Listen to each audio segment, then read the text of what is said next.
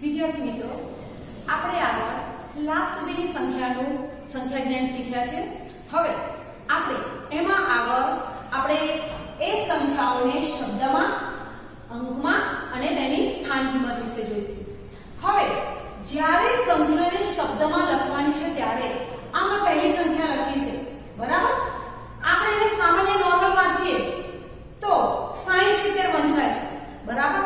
પરંતુ આપણે જ્યારે એને શબ્દોમાં લખવી છે તો ભારતીય અંક પદ્ધતિમાં 100 ના અંક પૂર્વે, 10,000 ના અંક પૂર્વે અને 10 લાખ ના અંક પૂર્વે અલ્પવિરામ એટલે કે કોમા કરવાની પદ્ધતિ છે। તો આપણે જોઈશું, કોમા કરીશું, એકમ, દશક, સો, કોમા, કોમા। હવે તમે સરળતાથી વાંચશો, એકમ, દશક, સો, આ કોમા કરે અને પછીનું સ્થાન આવશે 1000। તો આપણે 1000 ના સ્થાનમાં કેટલા છે? 6000। 100 ના સ્થાનમાં શું છે? 0। તો આપણે એ લખીશું નહીં, સીધા 70। એ જ રીતના ફરીથી એકમ, દશક, સો, કોમા, 1000। 1000 ના સ્થાનમાં 4000, 4000। અહીંયા 100 નું સ્થાન અને દશક નું સ્થાન નથી, તો આપણે એનો ઉલ્લેખ કરીશું નહીં, સીધા જ 3। એ જ રીતના હવે આપણે 10000 સુધીની સંખ્યા જોઈએ તો એકમ, દશક, સો, કોમા, 1000, 10000। તો 10000 માં કેટલા છે? 44। તો 1000 માં 44000। 100 ના સ્થાનમાં કશું જ કોઈ આંકડો છે નહીં, તો આપણે 100 નું સ્થાન લખીશું નહીં, સીધા જ 80। એ જ રીતના એકમ, દશક, સો, કોમા, 1000, 10000। તો 10000 ના સ્થાનમાં, 1000 ના સ્થાનમાં કેટલા છે? 58000। 100 ના સ્થાનમાં 7 એટલે કે 700 અને દશક નું સ્થાન છે ને, સીધા એકમના સ્થાનમાં 6। એ જ રીતના પાંચમી સંખ્યા જોઈએ, એકમ, દશક, સો, કોમા, 1000, 10000, કોમા, લાખ। જુઓ વિદ્યાર્થી મિત્રો, હવે આપણે લાખ સુધીની ફિગર જોઈ છે તો મેં 100 ના અંક પહેલા અને 10000 ના અંક પહેલા મેં અલ્પવિરામ કરેલું છે એટલે કે કોમા કરેલું છે। તો આ રીતના કોમા કરશો તો રકમ તમે સરળતાથી વાંચી શકશો। તો લાખના સ્થાનમાં કેટલા છે? 2 લાખ। 1000 ના સ્થાનમાં કેટલા છે? 5000। 100 ના સ્થાનમાં 600 અને 75, બરાબર? આગળની સંખ્યા જોઈએ, એને પહેલા કોમા કરીશું, એકમ, દશક, સો, કોમા, 1000, 10000, કોમા અને લાખ। તો લાખના સ્થાનમાં કેટલા છે? 3 લાખ। 1000 માં 50000, 120। સમજાયું? આગળ જોઈએ, નીચેની સંખ્યાને અંકમાં લખો। એક્ઝામ્પલ 2, નીચેની સંખ્યાને અંકમાં લખો। તો મેં અંકમાં લખવાનું છે, તો જ્યારે પણ આપણે અંકમાં લખવાનું છે ત્યારે પહેલા આપણે સંખ્યા વાંચીશું, 7512। તો જ્યારે પણ આપણે અંકમાં લખવાનું છે ત્યારે આપણે એકમના સ્થાનથી ચાલુ કરીશું લખવાનું। ક્યાંથી? એકમના સ્થાનથી। તો કેટલા છે? 12। તો મેં લખ્યા 12। 100 ના સ્થાનમાં કેટલા છે? 5। તો મેં અહીંયા લખ્યા 5 અને 1000 ના સ્થાનમાં 7। તો મેં લખ્યા 7। એકમ, દશક, સો, કોમા અને 1000, 7512। એ જ રીતના 9004। તો તમે સીધું આમ જ લખશો તો આ તો 94 થઈ ગયું। તો ના, આપણે એ રીતના લખવાનું નથી। આપણે પહેલા જોઈશું એકમનું સ્થાન 4। તો મેં 4 લખ્યા। અહીંયા જુઓ, દશકનું સ્થાન નથી, 100 નું સ્થાન પણ નથી, પરંતુ આપણે એનું સ્થાન તો ગણવાનું છે, પણ એ સ્થાનની જગ્યાએ રકમ ન હોય તો આપણે શું મૂકીએ છીએ? 0। એકમના સ્થાનમાં 4 પછી આવશે 1000 તો 1000 માં કેટલા છે 9 એકમ દશક 100 કોમા 1000 બરાબર એ જ રીતના ત્રીજી સંખ્યા 38040 જુઓ 40 એટલે આપણે એકમના સ્થાનથી ચાલુ કરીએ તો અહીંયા એકમ અને દશક બંને ભેગા છે 40 એટલે એકમ દશક આવી ગયા 40 હા 100 નું સ્થાન છે અહીંયા નથી તો 100 ના સ્થાનમાં શું મૂકીશું 0 પછી 1000 માં કેટલા છે 38 તો આપણે લખ્યા 38 હવે કોમા કરીશું એકમ દશક 100 કોમા 1000 10000 એટલે કે 38040 ચોથી ફિગર જોઈએ 40008 એકમના સ્થાનમાં કેટલા છે મેં લખ્યા 8 હવે જુઓ એક વસ્તુ યાદ રાખવા જેવી છે વિદ્યાર્થી મિત્રો કે જ્યારે એકમનું સ્થાન હોય ફક્ત એકમમાં 1 થી 9 સુધીના આંકડા હોય એ જ રીતના 1000 ના સ્થાનમાં 1 થી 9 સુધીના જ અંક હોય તો દશકના સ્થાનમાં અને 10000 ના સ્થાનમાં આપણે શૂન્ય મૂકી દઈશું જેથી કરીને આપણને ભૂલ પડે નહીં તો અહીંયા 8 છે તો મેં 8 લખ્યા હવે મેં હમણાં સમજાવ્યું એ રીતના કે 1 થી 9 સુધીના અંક હોય એટલે કે 8 1 થી 9 માં આવી ગયો હા તો દશકના સ્થાનમાં શું મૂક્યું મેં શૂન્ય 100 નું સ્થાન છે નહીં તો 100 માં શું મૂક્યા મેં 0 અને 1000 માં 40 તો આપણે 1000 માં મૂક્યા 40 એકમ દશક 100 કોમા અને 1000 10000 પાંચમી ફિગર છે 3,05,120 તો અહીંયા જુઓ એકમ અને દશક નું સ્થાન 20 આપણે લખ્યા 20 100 માં 100 નું સ્થાનમાં 1 છે તો આપણે લખ્યા 1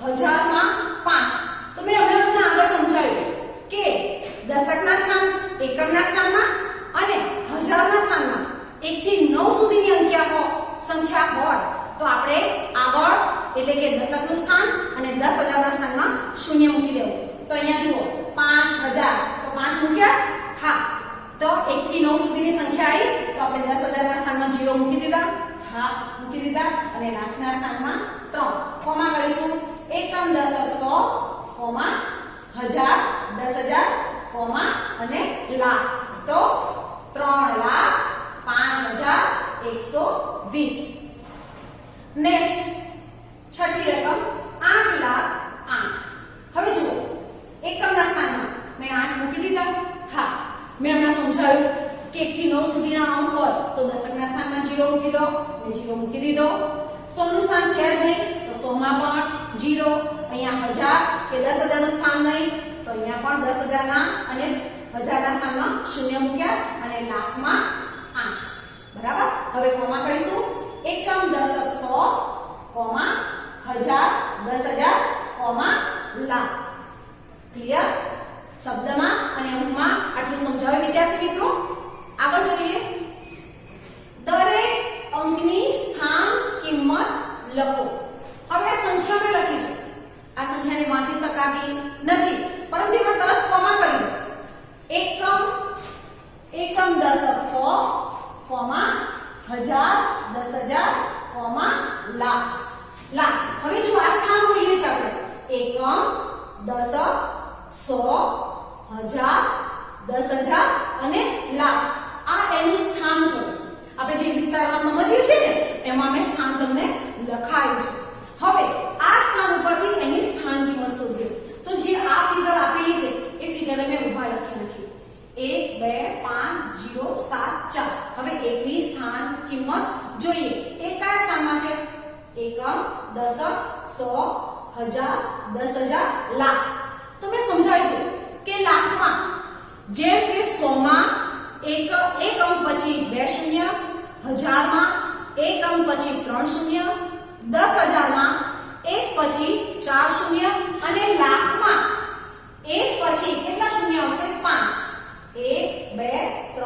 4 5 એટલે કે 1 લાખ હવે જુઓ વિદ્યાર્થી મિત્રો તમારે આનાથી બી સરળ સમજવું હોય તો આ એકની સ્થાન કિંમત શોધીએ છે કે 1 લખ્યા હા હવે એના પછી અંક પણ 1 2 3 4 5 તો આપણે 5 શૂન્ય કરી દીધા બરાબર હવે 2 ની સ્થાન કિંમત તો 2 નું સ્થાન જુઓ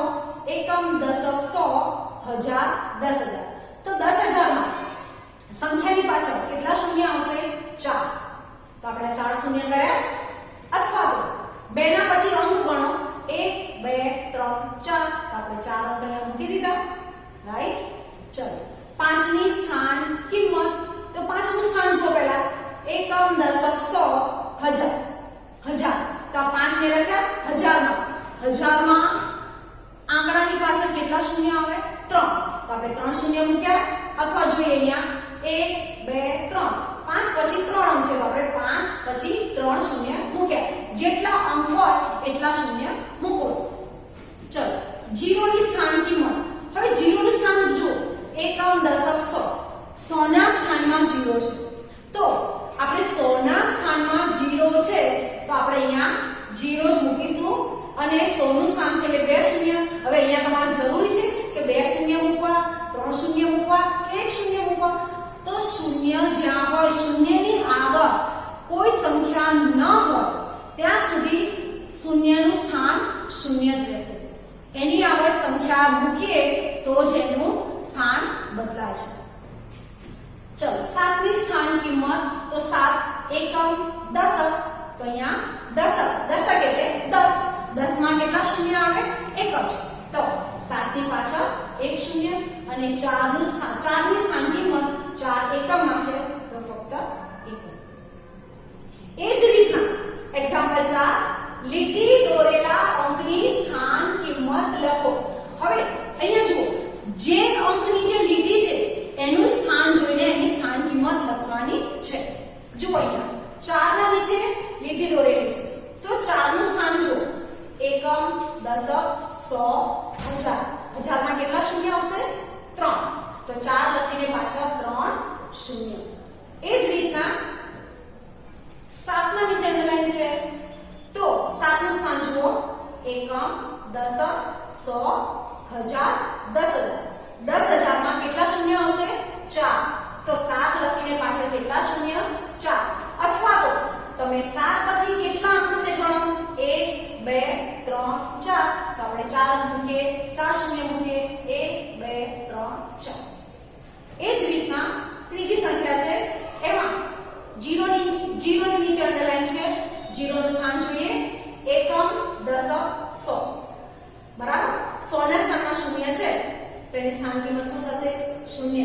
એના પાછળ તમે બે શૂન્ય મૂકો કે ત્રણ શૂન્ય મૂકો પણ એનું સ્થાન તો એનું કિંમત તો શૂન્ય જ થશે. ચોથી સંખ્યા એમાં 5 નીચે અંડરલાઈન છે. હવે 5 જુઓ કયા સ્થાનમાં છે? એકમ. તો એકમની સ્થાન કિંમત એની એ જ સંખ્યા રહેશે. હવે વિદ્યાર્થી મિત્રો આપણે પાંચમો દાખલો જોઈએ.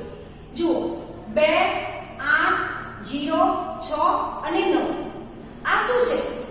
અંકો છે. આ સંખ્યા નથી. આ છૂટેલ બધા આંકડાની વચ્ચે કોમા છે એટલે આ ફક્ત શું છે? અંકો છે. આ અંકોનો ઉપયોગ કરીને કેટલા અંક છે? 1 2 3 4 5. આ 5 અંકોનો ઉપયોગ કરીને આપણે 5 અંકની 5 સંખ્યા બનાવવાની છે, તેને શબ્દમાં લખવાની છે અને તેમાંથી એકી સંખ્યા અને બેકી સંખ્યા અલગ કરવાની છે. હવે જો વિદ્યાર્થી મિત્રો આ એકી બેકી સંખ્યા મેં અહીંયા લખી છે. આમાં એવું પણ આવે કે સૌથી નાની અને સૌથી મોટી સંખ્યા શોધો અથવા તો એવું પણ આવે કે આ સંખ્યા બનાવીને એને ચડતા ઉતરતા ક્રમમાં પણ શોધી શકો. તો આપણે પહેલા આ જે અંકો છે એમાંથી આપણે પહેલા સંખ્યા બનાવીએ. તો પહેલી સંખ્યા આમાં કોમા દૂર કરી દો અને એની એક સંખ્યા લખી લો. લખાઈ ગઈ? એક સંખ્યા થઈ ગઈ તમારી જોડે.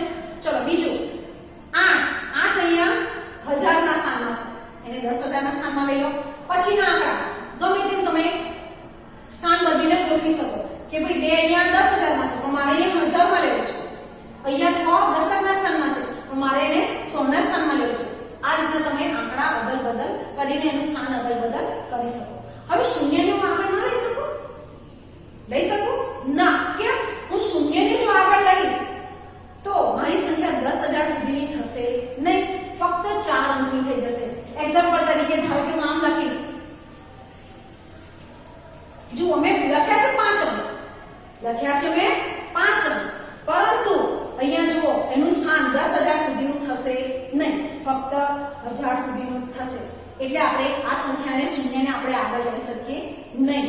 બરાબર? તો મેં ફરીથી રિપીટમાં કર્યા 2. આ રીતના મેં અલગ અલગ સંખ્યાઓ આનો આ જ અંકોનો ઉપયોગ કરીને બનાવેલી છે.